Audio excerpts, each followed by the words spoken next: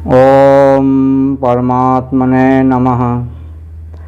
कृष्णाय वासुदेवाय हरे परमात्मने प्रणतक्लेशनाशाय गोविंदाय नमो नमः। प्रिय मित्रों, मैं उपेंद्र नारायण मिश्र यूट्यूब चैनल के माध्यम से आप सब लोगों का हार्दिक स्वागत करता हूं, अभिनंदन करता हूं।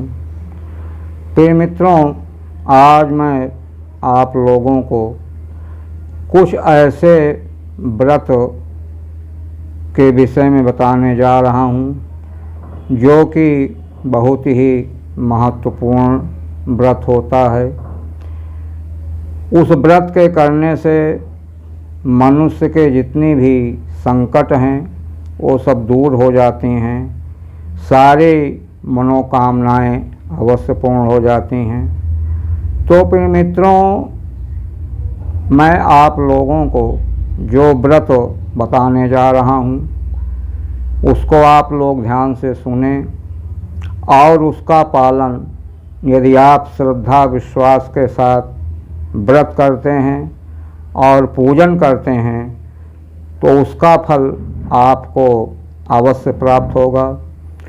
प्रिय मित्रों, हमारे धर्मशास्त्रों में 16 सोमवार का विशेष महत्व बताया गया है। तो 16 सोमवार लगातार व्रत करने से मनुष्य के हर प्रकार की मनोकामनाएं पूर्ण होती हैं, हर प्रकार के जो कष्ट हैं वह दूर हो जाते हैं।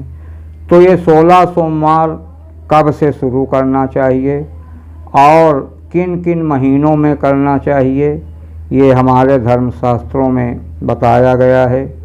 तो 16 सोमवार का जो धर्मशास्त्रों में बताया गया है वह शुक्ल पक्ष के पहला जो सोमवार पड़े उस सोमवार से शुरू करना चाहिए। तो और वर्ष के श्रावण के अतिरिक्त भी और महीने हैं जिनमें कि शुक्ल पक्ष के सोमवार से आप शुरू कर सकते हैं। तो 16 सोमवार लगातार आप उस व्रत पूजन को करना चाहिए।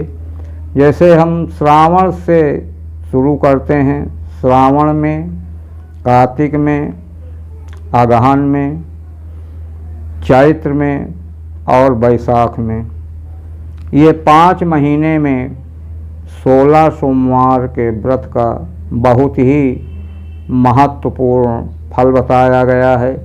इसमें मनुष्य चाहे कितनी भी घोर विपत्ति में पड़ा हो, यदि ये 16 सोमवार का व्रत करता है, श्रद्धा निष्ठा पूर्वक करता है, तो उसके सारे कष्ट दूर हो जाते हैं। जिस दिन सोमवार हो उस दिन प्रातःकाल स्नान पूजन करने के बाद में जो भी सामग्री है आपके पास, आप शंकर जी के मंदिर में जाएं और आप मन में संकल्प लें उस दिन से कि आज से मैं 16 सोमवार का व्रत करूंगा। हे प्रभु, आप मेरे कष्ट का निवारण करें, मेरी जो भी मनोकामनाएं हैं उसको आप पूर्ण करें। इस प्रकार से ओम नमः शिवाय, ओम नमः शिवाय का आप जप करें। नमः शिवाय, ओम नमः शिवाय का जप करते हुए शिवलिंग पर जल चढ़ाएं, फिर दूध, दही, घी, शहद, चीनी, पंचामृत, हल्दी, रोली, चंदन, बिल्वपत्र, फूल, धूप, दीप, नैवेद्य, इस प्रकार से विधिवत पूजन करें। और पूजन करते समय ओम नमः शिवाय का जप आप लोग अवश्य करें। हाँ, इतना ये है, हमारे धर्मशास्त्रों में बताया गया है कि जो स्त्रियां हैं वो ओम शब्द का प्रयोग ना करें, केवल नमः शिवाय शब्द ही बोलें। जो जनेऊ नहीं पहन रहे हैं वो भी ओम शब्द का प्रयोग ना करें। केवल नमः शिवाय का ही उच्चारण करें। केवल जो जनेऊ पहन रहे हैं वही लोग ओम नमः शिवाय शब्द का उच्चारण करें। जो जनेऊ का पालन नहीं कर रहे हैं, जनेऊ नहीं पहन रहे हैं, वो केवल नमः शिवाय का जप करें, इसका उच्चारण करें। स्त्रियों भी नमः शिवाय का जप करें। इस प्रकार से, इस विधि से भगवान शंकर की विधिवत पूजन करें और उस दिन सोमवार के दिन व्रत रहें। व्रत में नमक ना खाएं, फलाहार करें और श्रद्धा निष्ठा के साथ भगवान शंकर के विधिवत पूजन करें, उनका ध्यान करें, भजन कीर्तन इत्यादि करें।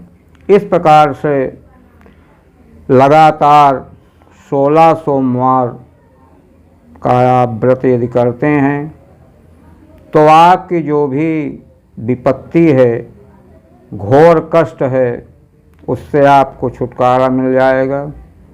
और जिस दिन अंतिम 16 सोमवार हो, उस दिन किसी योग्य ब्राह्मण को अपने घर में बुला करके विधि पूर्वक हवन करें। हवन में पलाश की लकड़ी की अपनी तर्जनी उंगली के बराबर 108 बार ओम सोम सोमाय नमः इस मंत्र के द्वारा पलाश की लकड़ी को घी में एक एक लकड़ी लेते जाएं, घी में लगा करके आप हवन करते जाएं। तो अंतिम दिन, जिस दिन 16 सोमवार पूर्ण हो रहा हो, उस दिन हवन अवश्य करना चाहिए, उद्यापन करना चाहिए और ब्राह्मण को यथाशक्ति दक्षिणा देना चाहिए।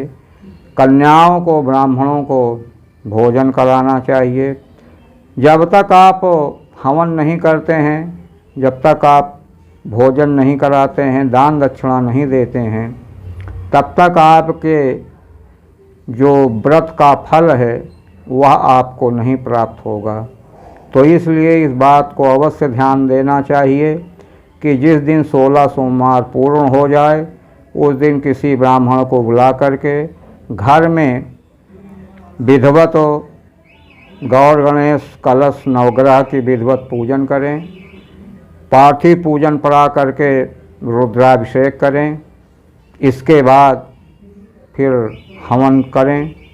हवन में पलाश की लकड़ी से 108 बार हवन अवश्य करें।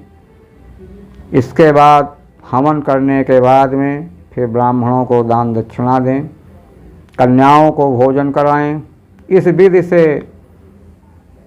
ये आपका एक उद्यापन हो जाता है।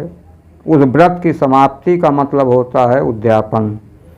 तो जब तक आप किसी भी व्रत का, ये 16 सोमवार का उद्यापन आप नहीं करेंगे, तब तक जो उस व्रत का जो पुण्य है, जो फल है, वो आपको नहीं प्राप्त होगा। इसलिए आप लोग ये ध्यान दे करके इस कार्य को अवश्य करें। तो इससे आपके जो व्रत का जो पुण्य है वो आपको अवश्य प्राप्त होगा। आपकी जो विपत्तियां हैं, आपका जो कष्ट है, वो अवश्य दूर हो जाएगा। आपको मनोवांछित फल की प्राप्ति होगी। आपके जीवन में सुख शांति भी प्राप्त होगी और दरिद्रता भी आपकी नष्ट हो जाएगी। धन ऐश्वर्य से आप युक्त हो जाएंगे और आप अपने जीवन में सुख शांति का अनुभव करेंगे। सिर्फ ये श्रद्धा और विश्वास के साथ यदि आप इस प्रकार से पालन करते हैं, पूजन करते हैं, और तो आपको जीवन में किसी भी प्रकार की कोई कठिनाइयाँ नहीं झेलनी पड़ेंगी।